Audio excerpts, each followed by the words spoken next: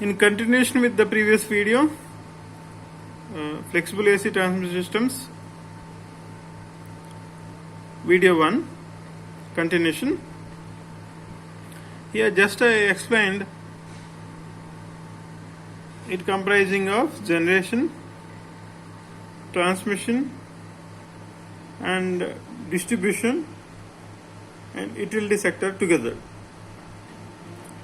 So distribution and utility sector will have usage of low power factor equipment, which is plenty or huge amount.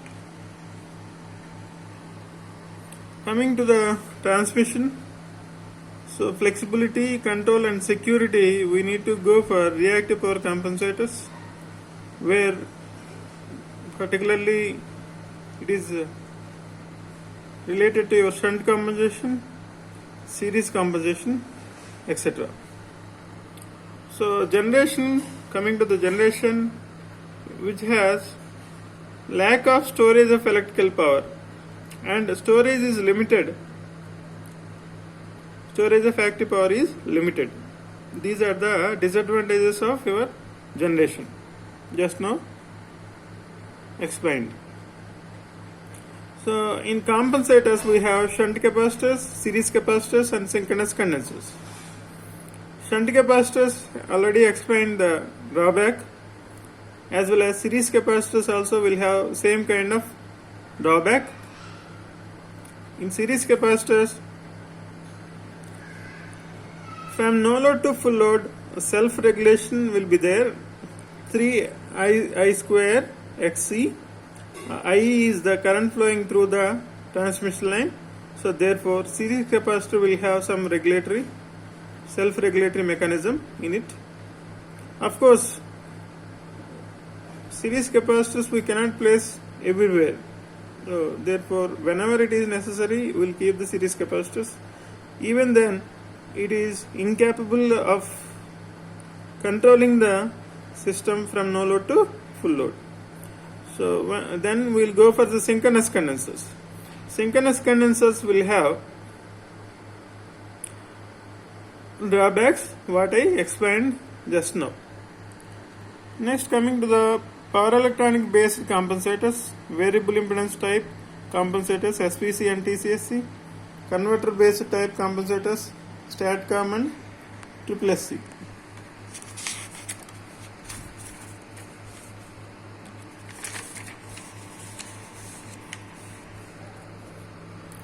Coming to the system, radial system, which is comprising of generating station, generator.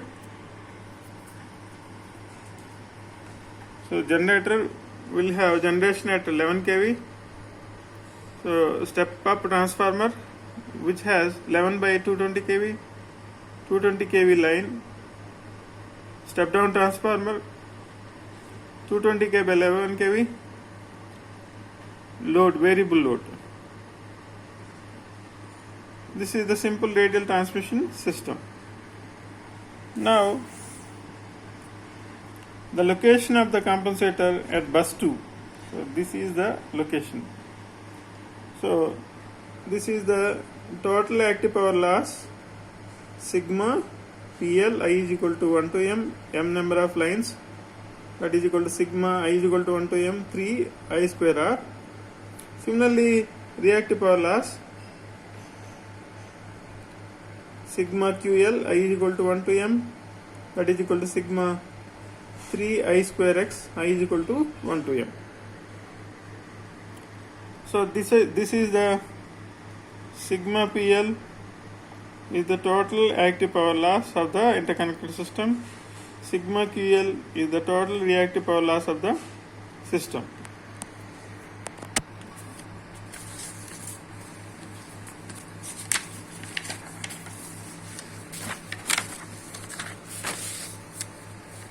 Now this is the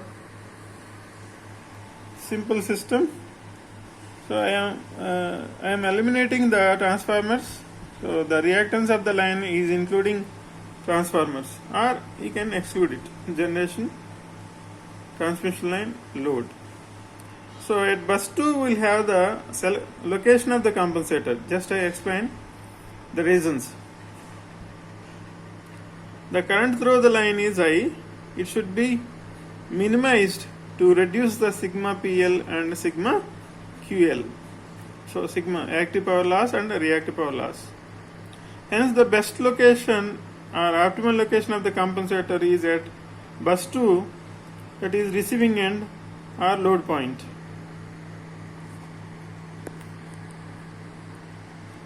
In interconnected power systems, it should be optimized using modern optimization methods.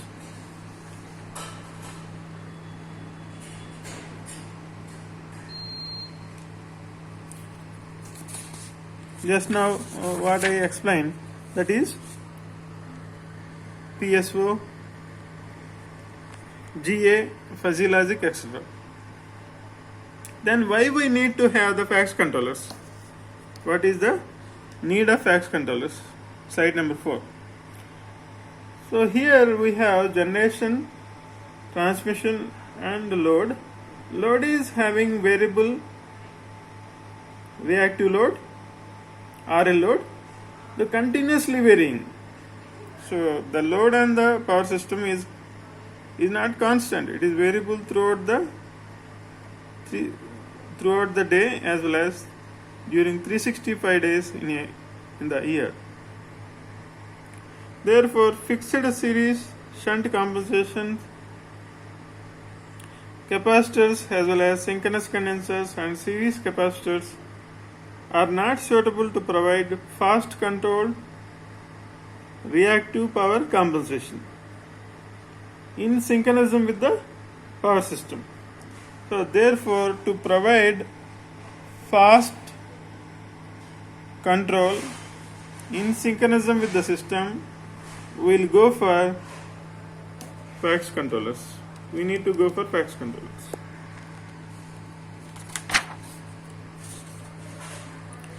This is slide number 5.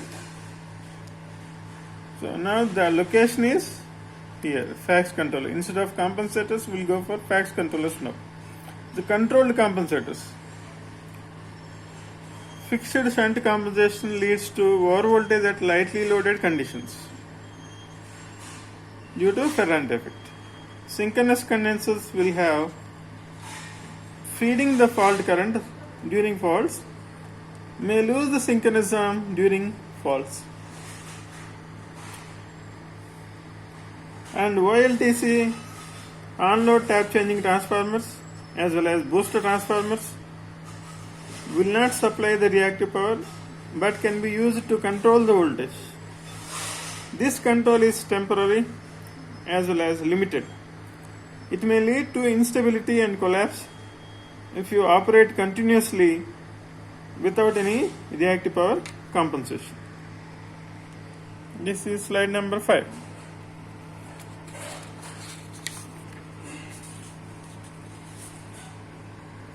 Now, what are the advantages of fax controllers?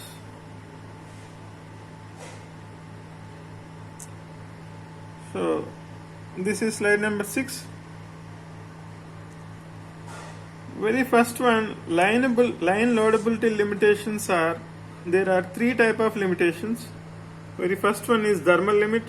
Thermal limit depends on temperature. The temperature is based on I square R losses.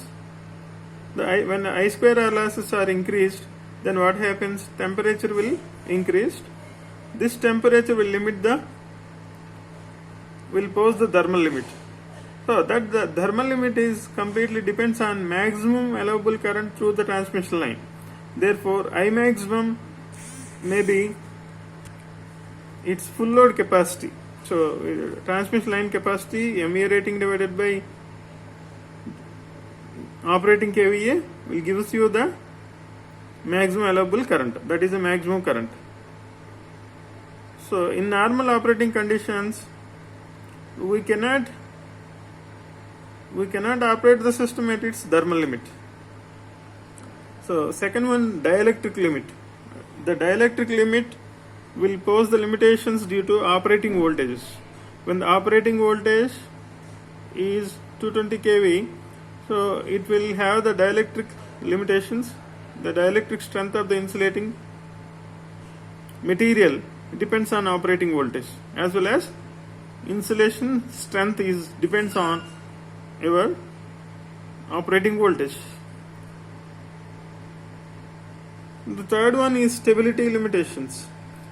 So just what I said, stability limitation will not allow the transmission line to operate it to its maximum limit or to its maximum current. So why? Because it has so many reasons. So we'll focus on stability issues. So coming to the stability issues, we have so many limitations. The very first one is transient stability limitation, angle stability, dynamic stability. This is also angle stability. The steady state stability. These three are related to generator stability. So frequency collapse during long run, the system may have frequency collapse. When you operate the system with its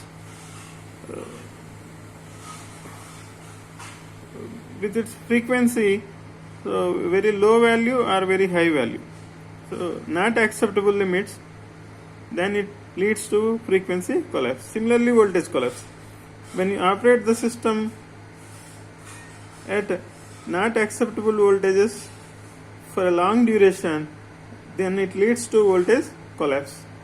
The last one, subsynchronous resonance. It is related to generator, the generator shaft, and mechanical power input control. Due to all these limitations, among them, the transient stability issue is more appropriate, and it is a controlling factor of your system. So if you want to find out a transient stability issue, this is the power angle curve. Angle is on the x-axis, power is on the y-axis. Here this is the mechanical power input PM, and this is the electrical power output of the generator. PE max is at delta is equal to 90.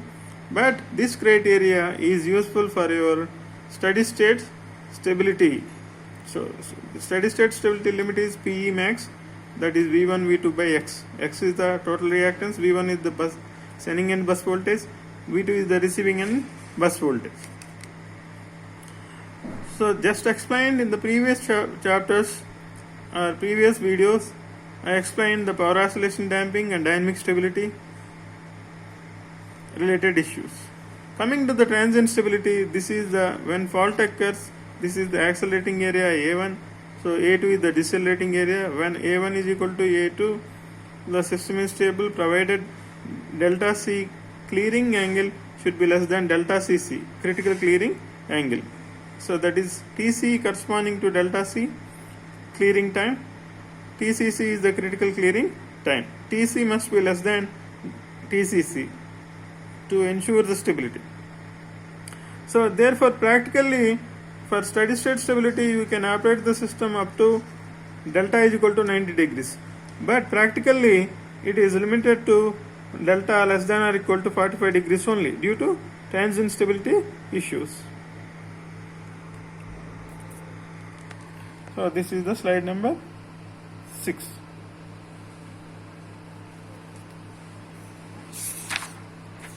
Coming to the next point, advantages of FACS controllers. So what I explained previously is here. So the delta can be operated up to 45 degrees, but with the help of FACS devices you can decrease the clearing time, therefore you can enhance the available margin. So this is the available margin right now, unhatched portion, so which can be enhanced with the help of FACS controllers. Not only that, we can operate FACS devices with fast acting time, that is lower time than the TC, so that operating time is very low, which will ensure the transient stability. So that is the first point. Second point is delta can be improved further. Not only at 45 degrees, it can be further enhanced nearer to 90 degrees with the help of FACS device. That is a major advantage of FACS controllers, the controlled compensators. Next, this continuation advantages of the FACS controllers. Slide number 7.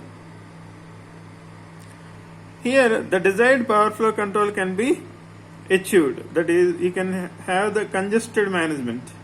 What is the congested management? So let me explain this with the generator. This is generator. These two are the two parallel lines of unequal reactances X1 and X2. So this is the load. So for example, line 1 is overloaded, line 2 is underloaded.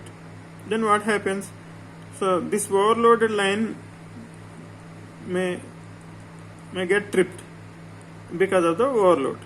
Then what happens? When it is tripped, this line will be out of the circuit. The second line alone will supply the load, which is not sufficient to feed the required load. This is the outage of the line. This outage of the line may lead to outage of other lines because it is interconnected system. So therefore, on the outages of the other line, second line, third line, like that, cascading of outages. It may lead to cascading outages and blackout of the part of the system or whole system. To avoid that, we need to have the congested management. So when you sense one of the line is overloaded, it may prone to outage. So therefore, to avoid the outage, you need to redirect the power through the transmission line 1 to line 2. So there are different possibilities with the control. And the very first possibility, in figure 2, the generator is feeding the load. In the line 1, you will have thyristor controlled reactor. Thyristor controlled reactor, in which you have TCR, the variable reactance is placed with the help of power electronic devices. So therefore, you can reduce the power flow through the line 1 and increase the power flow through the line 2. So therefore, you can balance the power between line 1 and 2. This is first alternative. Coming to the second alternative, this is generator. In line 2, we will place the TCSC thyristor controlled series capacitor, so that which will increase the power through the transmission line 2 and reduce the power flow through the line 1, so that the balance can be achieved in both the lines. The next possibility is generator is feeding the load. In line 2, we will have the phase angle control, delta control. You can increase the delta so that the power flow through the line 2 can be increased and line 1 can be decreased. So this is the phase angle controller. By using different possibilities, we can achieve the congested management or power flow control with the help of FACS devices. This is one of the advantage. This is slide number 7.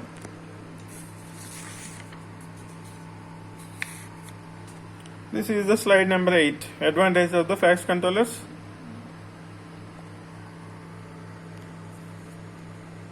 So which will improve the loadability capacity to its thermal capability.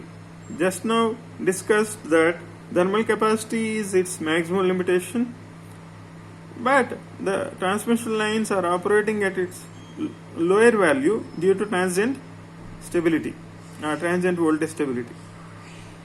So that can be overcome by using your FACS controllers. Here this is the power angle curve with A1 and A2. This is the available margin. When you have the compensator, it will be like this. The available margin can be enhanced. So that is already explained. So it can be improved to a higher value. Delta can be operated at its maximum value around 70 to 90 degrees instead of delta is 45 degrees. Therefore, P1 is the power angle curve without any compensator. P2 is power angle curve with compensator. Therefore, the available margin with compensator has been increased, and hence it is possible to operate the system at a higher value of delta. That is possible with the FACS controllers. It is slide number 8. Now, advantages of FACS controller continuation. Here, this is the slide number 9. So, we can increase the system security by improving the transient stability and providing power oscillation damping as well as voltage stability enhancement. So, in an interconnected system, you have generator buses and load buses. 85% buses are load buses, 15% buses are generator buses. So, to avoid the cascaded blockouts, you need to have the FACS controllers application in interconnected system at appropriate bus locations based on your modern control methods. So this is the PV curve. The power is on the x-axis, per unit power, per unit voltage on the y-axis. This is the PV curve. dP by dV is equal to 0. This is the criterion for the stability. At 85% load buses, we have the voltage stability problem. If you ensure or increase the voltage stability with the help of FACS controllers, so you can have a controller which can be used. So the PV curve can be increased, and hence the available margin with the help of PV curve can be enhanced, and hence the voltage stability can be improved, which will improve the system security, because voltage stability is more important in this case. Why? Because the decay of the voltage all over the interconnected network is faster than the frequency decay. That too, 15% buses are generator buses. We need to have the frequency control over 15% buses, and you need to control the 85% buses with voltage supporting equipment, including FACS controllers. So this is the slide number 9.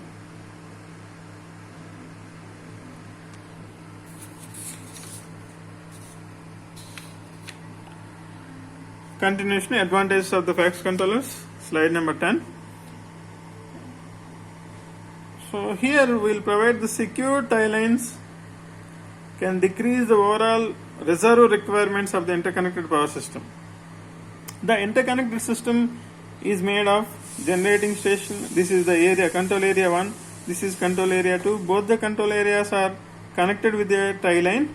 So here control area 1, the dip in the frequency is delta F1. So here the dip in the frequency is delta F2,